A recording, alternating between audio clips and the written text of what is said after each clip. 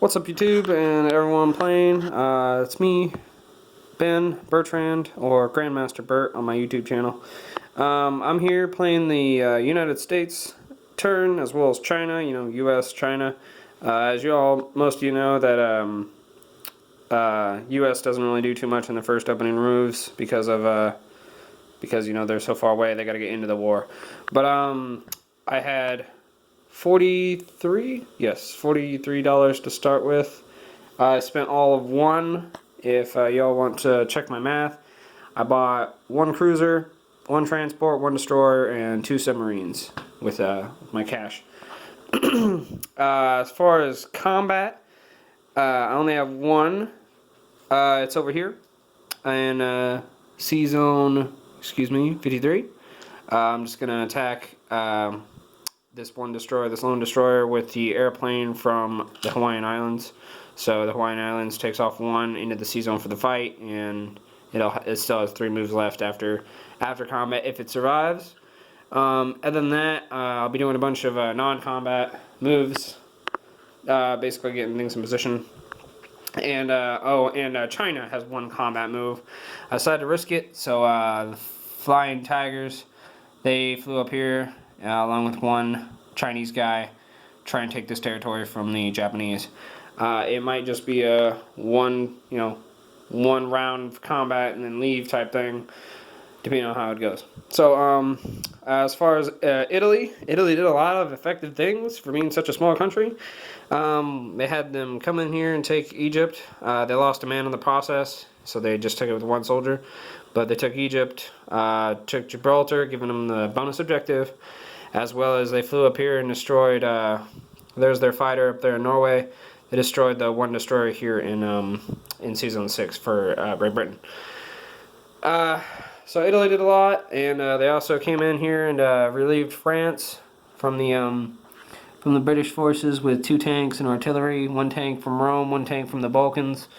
So yeah, Italy did a lot during their turn, and we gotta try and catch back up. Japan, they destroyed a lot of what was kind of spread about the U.S. Navy. Still holding that fleet there, pretty scary, but if it gets hit with a few things, it's gonna be a bad day for them, because that's the bulk of their fleet right there. I mean, they got spread out here and there. So I'm gonna go ahead and just do my combat moves. First combat, when the only ones for U.S. is just the plane and the destroyer. So again, we're gonna come over here. I have my dice tower. Most a lot of you prefer just to throw it in here. But in case you didn't know, these blue ones, it's a hit marker of 3, so there's 3-sided. All the others are blank, right? So that indicates the fighter. And then this is a 2-sided, 2 hit markers for the destroyer. I have a nice, cool Axis and Allies dice tower. I can use that or just roll into it. I think this time I'll just roll into the box and see what happens. This is for the fighter attacking. It's a hit. So it's a hit for the fighter. And then I'm going to roll for the defender because I still get to shoot back.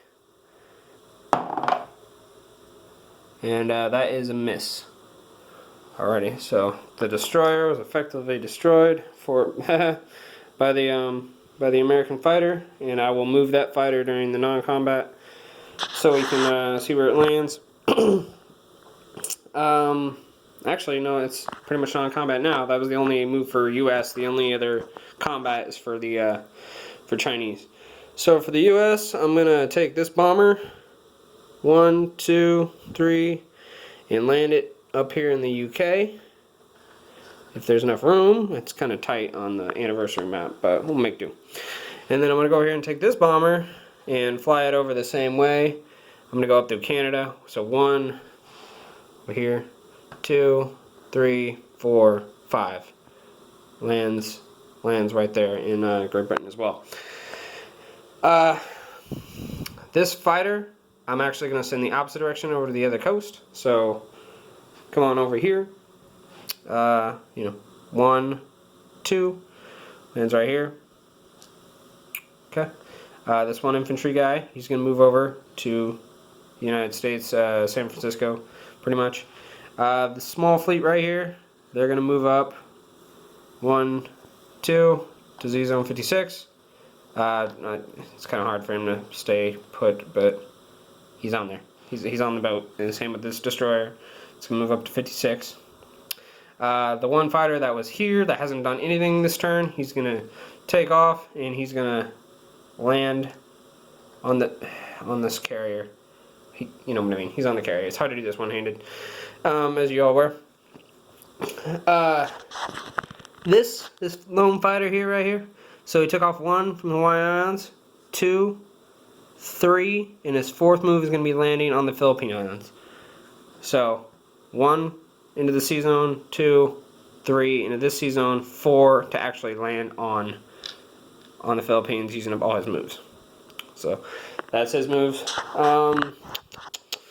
Move him back in there. As for any other non-combat for the U.S., basically these are going to stay here for now. I'm not really too worried about moving them just yet. Kind of want to do other stuff with them.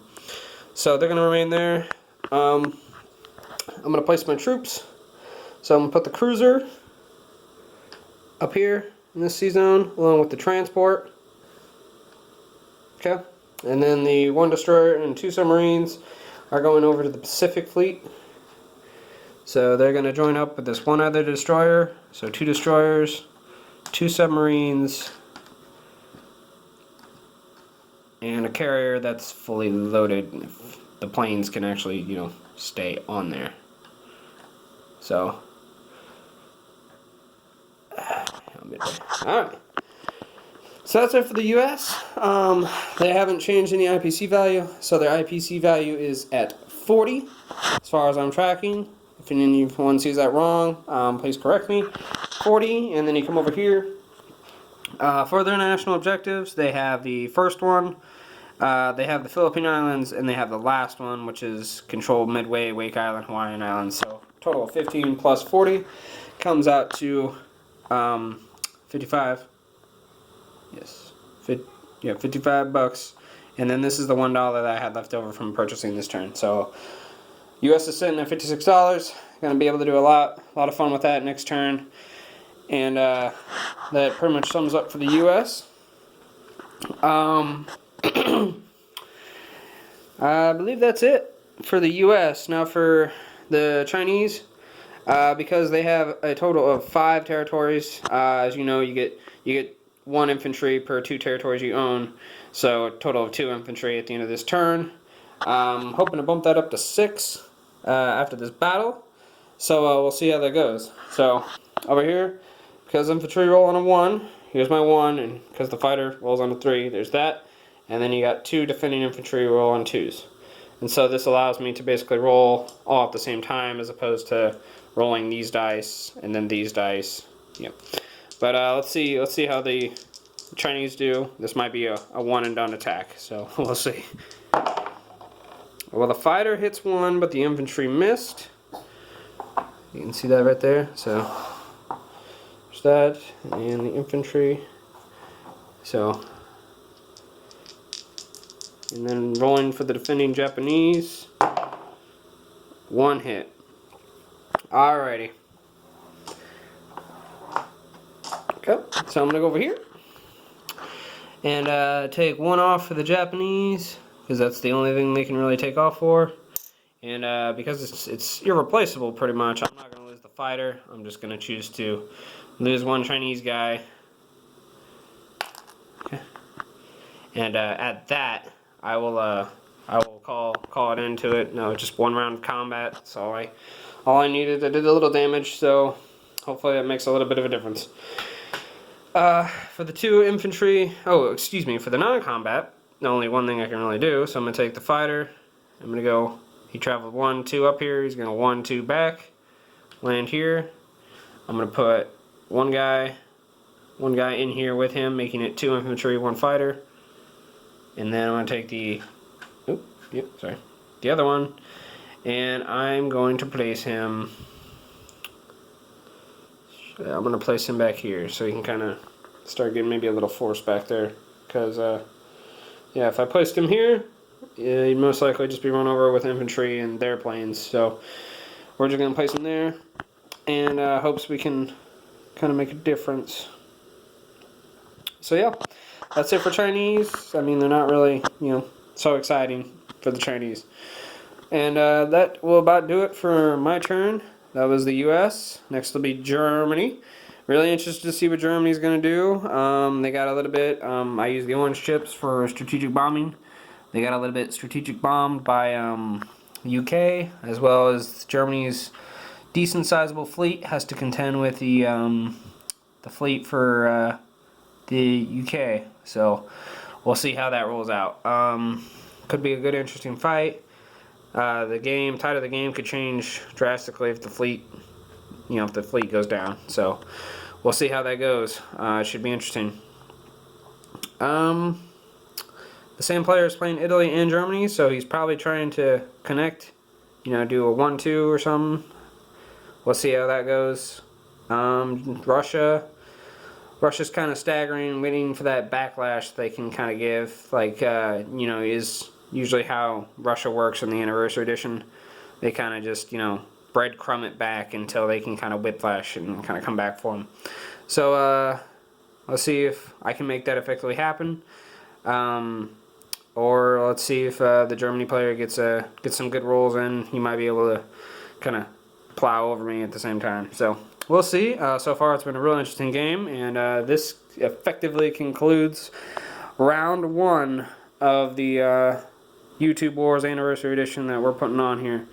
So with that, I'm going to come over here, take this die. I'm going to move it to 2. This is a Magic the Gathering die, and it's just what I'm using. So effectively marks beginning of round 2.